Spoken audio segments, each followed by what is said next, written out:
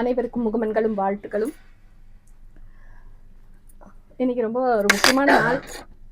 இந்த நிகழ்ச்சிக்கு கேலக்ஸி குழுமம் சார்பாக அழைப்பு விடுத்த போதும் நீங்கள் எல்லாருமே இந்த ஒரு ஞாயிற்றுக்கிழமை மாலை எல்லாருக்கும் வந்ததில் ரொம்பவே மகிழ்ச்சியாக இருக்குது. அன்சாரி அண்ணனுக்கு பாராட்டு விழா அப்படின்னும் போது எனக்கு முதல்ல அன்சாரி அண்ணன் வந்து இப்போ எப்பவுமே ஏதாவது ஒரு நெட்வொர்க்கிங் மீட்டிங், ஆண்டர்பிரினர் மீட்டிங் இந்த மாதிரியெல்லாம் இருக்கும் பொழுது எல்லாத்தையும் பார்த்து கடந்து போவோம். ஒரே ஒரு ரமதான் நிகழ்ச்சியில் அந்த நிகழ்ச்சி முடியும் பொழுது அண்ணனுக்கு நினைவு இருக்கா என்னன்னு தெரில, அவங்க வந்து என்கிட்ட வந்து ஒரு பேனா பரிசாக கொடுத்தாங்க. எனக்கும் கொடுத்தாங்க, சகோதரர் பாலாஜிக்கும் ஒரு பேனாவை பரிசாக கொடுத்தாங்க. நீங்கள் நினைக்கலாம் அது என்ன ஒரு சாதாரண விஷயமா நினைக்கலாம். எனக்கு அந்த கெஸ்டர் வந்து அப்படி தோணலை. அந்த செய்கை வந்து எனக்கு ரொம்ப ஒரு பெரிய விஷயமா இருந்துச்சு. அவங்க என்ன சொன்னாங்கன்னா, என்னால் முடியாத விஷயத்த நீங்கள் எல்லாம் செஞ்சுட்டு இருக்கீங்க, நீங்கள் எழுதுறதுக்கும் வாசிக்கிறதுக்கும் வந்து நேரம் செலவழிக்கிறீங்க, எனக்கு அதை முடியல, அதை நீங்கள் செய்கிறீங்க, அதை நான் ஏதாவது ஒரு வகையில் பாராட்டணும்.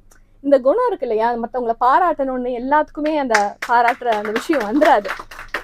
எல்லாருக்கும் பொறாமப்படுற விஷயம் என்ன வரும், இவங்க வளர்றாங்களா, இவங்க இது பண்ணுறாங்களா, அவங்களுக்கு வந்து அவங்க என்ன இது, அவங்களுக்கு என்ன பாராட்டு, அப்படிதான் இருப்பாங்க தவிர அவங்கள வந்து மற்றவங்களை பார்த்து பாராட்டணும் அப்படின்ற அந்த மனம் இருக்கு இல்லையா, அந்த எளிய மனம். அது மட்டும் இல்லாமல் நாங்கள் சமீபத்தில் மலேசியாவுக்கு ஒரு நிகழ்ச்சிக்கு போயிருந்தோம். இருவருமே பேச்சாளராக போயிருக்கோங்க. நான் பேசி முடிச்சதுக்கப்புறமா அண்ணன் பேசுகிறாங்க. அங்கே அந்த நிகழ்ச்சியில் அந்த பேச்சும் எப்படி அமைஞ்சதுன்னா, ஃபேமிலி பிஸ்னஸை எப்படி நீங்கள் மேனேஜ் பண்ணுறீங்க, அதுவும் உங்கள் சகோதரர்கள்லாம் வச்சுட்டு எப்படி நீங்கள் பண்ணுறீங்க அப்படின்னு இவங்ககிட்ட கேட்குறாங்க. இப்போ அவங்க சொன்ன ஒரு விஷயம் என்னென்னா, நான் வந்து SOP, அதாவது ஸ்டாண்டர்ட் ஆப்ரேஷன் ப்ரொசீஜர் போட்டு கொடுத்துட்றேன், இப்படி தான் நடக்கணும் அப்படின்னா அவங்க அப்படி தான் நடக்கிறாங்க. நான் வந்து வெளியில் கூட்டிகிட்டு போகும்போது கூட வசீர் என்னுடைய சகோதரர்னு யார்கிட்டையுமே அறிமுகப்படுத்துறது இல்லை. 15 வருஷமாக நான் ஒரு மீட்டிங் போயிட்டு இருந்தா கூட அவர் என்னோட சகோதரன் 15 வருஷம் கழிச்சு தான் தெரிஞ்சுக்கிட்டாரு. அந்த மாதிரி தான் எங்களுடைய உறவு இருக்கு. அதை விட ஒரு முக்கியமாக எனக்கு பட்ட விஷயம் என்னன்னா, அவர் சொல்றாங்க, நாங்கள் வீட்டில் வந்து எங்களுடைய தொழில் முறையாக ஏதாவது நாங்கள் பேசினாலும் வீட்டில் உள்ள பெண்கள் வந்து அதில் தலையிடுறது இல்லை. அது எனக்கு ரொம்ப பெரிய விஷயமா தோணுச்சு. ஏன்னா முக்கியமாக வந்து நானே ஒரு பெண்ணாக இருந்துட்டு சொல்லக்கூடாது, பெண்களால் தான் வந்து பிரச்சனை வரதுக்கான வாய்ப்பு இருக்குது ஒரு குடும்பத்தில். அப்போ வந்து நீ பெரியவன் நான் பெரியவனா, யார் ரொம்ப புத்திசாலி, அவங்க கிட்ட நீங்கள் ஏன் கீழே இருக்கணும், அந்த மாதிரியான இப்போ நம்ம படங்கள்லேயே பார்க்குறோம் இல்லையா, நிகழ்ச்சி நடக்கிறது தானே படங்கள்லேயே வருது. அந்த மாதிரி இருக்கும் பொழுது கண்ணு படாமல் இருக்கணும். மாஷா அல்லா, இறைவன் அவங்களுடைய குடும்பத்தார் எல்லாத்தையும் அவ்வளவு நெருக்கமாக, அண்ணன் சொல்லிட்டா வேத வாக்கு. இப்போ அவங்க சகோதரி பேசுனாங்க இல்லையா, எங்கள் அண்ணன் வந்து எனக்கு வந்து ஒரு தந்தையோட இடத்துல இருக்கிறாங்க, எல்லாரும் என்ன அம்மானு கூப்பிடுவாங்க, நான் ஆனால் அவங்கள வாப்பா இடத்துல வந்து பார்க்குறேன் அப்படின்ற மாதிரி சொல்லக்கூடிய ஒரு நிகழ்ச்சியான ஒரு விஷயம் வந்து எல்லாருடைய குடும்பத்துலேயும் வராது. அதுக்கு முக்கிய காரணம் என்ன நான் நினைக்கிறேன்னா, அது உங்கள் அம்மாவுடைய பிளெஸிங், அவங்களுடைய ஆசீர்வாதம், அவங்களுடைய துவா பரக்கத்தால் மட்டும்தான் இதெல்லாம் நடக்குது.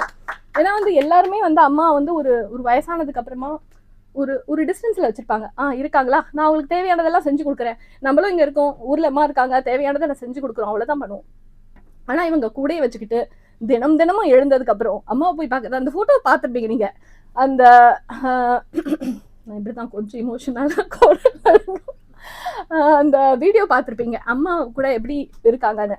அது வந்து ஒரு போஸ் கிடையாது, ஒரு ஃபோட்டோவில் எடுக்கிற ஒரு போஸ் கிடையாது, அது ஒரு நிஜமாவே ஒரு உணர்வுபூர்வமாக இருக்கும் போது மட்டும்தான் அந்த மாதிரி உங்களால் இருக்க முடியும்.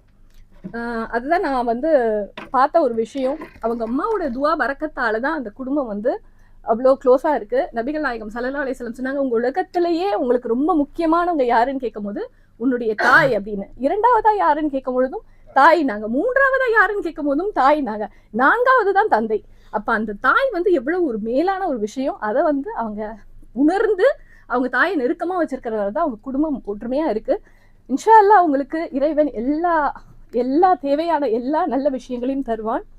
எல்லா நலங்களும் வளங்களும் பெற்று நீண்ட ஆயுளோட நோயற்ற வாழ்வோட செல்வ செழிப்போட உங்கள் குடும்பமும் உங்கள் குடும்பத்தை சார்ந்த எல்லாரும் சௌக்கியமாக இருக்கணும்னு நான் கேட்டுக்கிறேன், பிரார்த்திச்சுக்கிறேன்.